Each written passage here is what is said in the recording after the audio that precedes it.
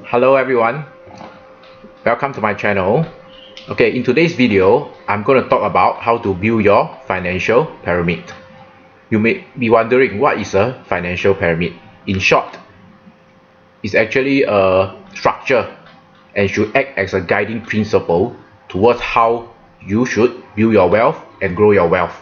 So before we do that, just want to disclaim, if you are looking for pyramids that is other than a financial pyramid, I'm so sorry, that's not my forte. This is the only financial pyramid that I know that I think is useful to me. So if you are looking at other kinds of pyramid, well, this is not the place to look out for. So yep, without further ado, let's dive into it. Okay, so as you can see on the left itself, this is the image of the financial pyramid. It shows you how to build your financial pyramid in a systematic and logical flow and structure. So, like all things in life, there's a reason why the pyramid is built this way. Think about it. If the pyramid is inverted, I don't think it will be stable. So, thinking back, it's vitally important that you start from the bottom pertaining to your money matters and how you should slowly build upwards. Okay, so let's break down into the 5 steps of the financial pyramid. On the bottom, or the base itself, we call it managing your money. That is the part which I feel is the most important, because without our foundation and our base stable,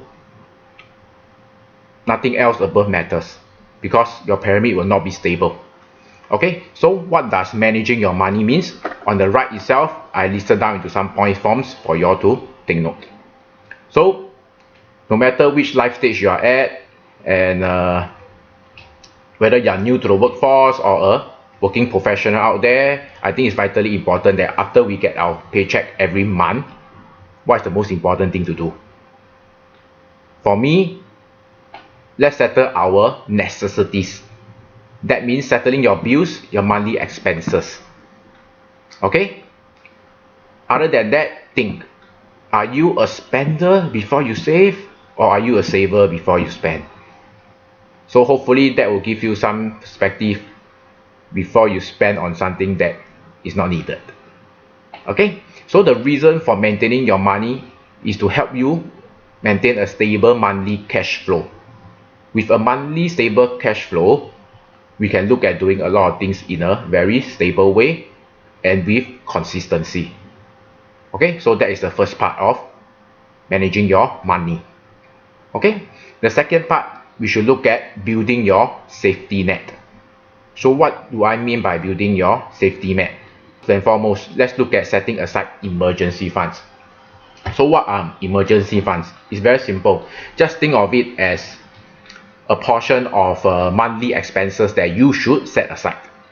As a general guiding principle, I personally feel that we should all set aside at least minimally 3 months or close to 6 months maximum of our monthly expenses as emergency funds. This is to cater for, touch wood, any form of unforeseen circumstances or lump sum needed in event of an emergency. So after setting that aside, let's look at starting our first protection coverage. So what do I mean? For guys, I'm sure we all know we get our first insurance policy way back when we are in army. That is the importance of being covered. So when I'm talking about protection coverage, we are looking at life coverage, critical illness coverage, disability coverage, and your medical coverage. With that catered for, you can actually save or invest with a peace of mind. Okay, however, do take note, it's always important to regulate back into this portion of the financial pyramid, because our protection needs will change over time. What do I mean? For example, we get married, we have a child. That's where we need to review our protection coverage. Other than that, we get a new home for investment. Okay? That's where our mortgage coverage comes in. So it's very important to review back. This financial pyramid is not like a one-way traffic where if you build up already, you don't need to come back down and review again. No. It's about working together and always reviewing it, so that you know that you are adequately covered in every aspect and in different life stages towards your lifetime. Okay, so that's for the second layer. Next, let's move to accumulating wealth. Okay, this portion will form bulk of our working cycle. What do I mean? That means this portion can range to be around 20 to 30 years of our working cycle, because this is a period where growing wealth is of importance to us. So it can start as early as early 20s, it can be as late as 50s. The most important thing is getting your first two layers done up before you look at that. Okay, so in this portion, there will be vast of financial products out there in the market, in banks. So that's where you want to grow your investment portfolio. Before you do that, you need to know your risk appetite and your expectation towards risk and returns. Okay, I'm not going to talk about particular products in this video, but rest assured that in my upcoming videos, I'll share with you how to get invested into these aspects of the financial pyramid. Okay, other than that, accumulating wealth can be in the form of saving for your next milestone. So what do I mean? If you're someone who is in your 20s, your next milestone could be looking at buying your first home. So in order to do that, you need to save up, okay, for the down payment. For working and young married couples, children, education could be something that you are planning for. So this is an aspect that you can look at. Other than that, as we age, retirement is something that we cannot avoid. So it's important that we look at that early as well. Although we all know that we want to save for retirement, but saying and doing is different. Okay, so bear in mind. Lastly, I'm sure besides working, besides spending time with our loved ones, we all have life goals. Goals that we want to fulfill before we depart from this world. So no matter what our life goals are, I'm sure you all will agree that it needs time and money. So this is the part which knowing how to get there will help. Okay, so this is on the part of accumulating wealth. Next, preserving wealth is our stage 4 of our financial pyramid. So in a nutshell, it means that as we age, as our income becomes stable but less secure, we have to look at financial stability. So what do I mean is that your investor assets have to be in the asset class of more conservative nature. Capital protection should be your main objective. At the same time, if it can give you passive income, that is the best of both worlds. This portion have a lot of financial products as well. So like what I mentioned earlier, I'm not going to delve into what kind of financial product in this video yet, but I hope this helps you to form a basis that are you at this stage yet before you look at preserving wealth.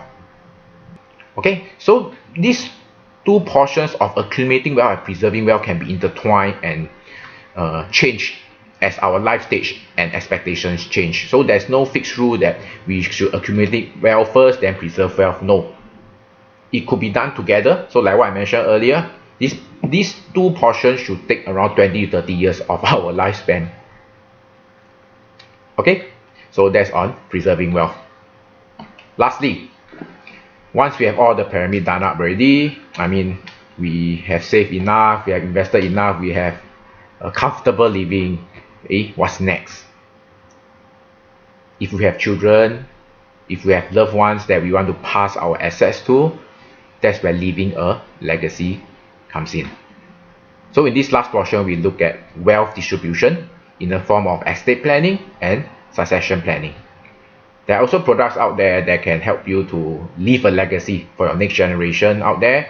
So this is the portion which, like I said, I'll be sharing more in my upcoming videos.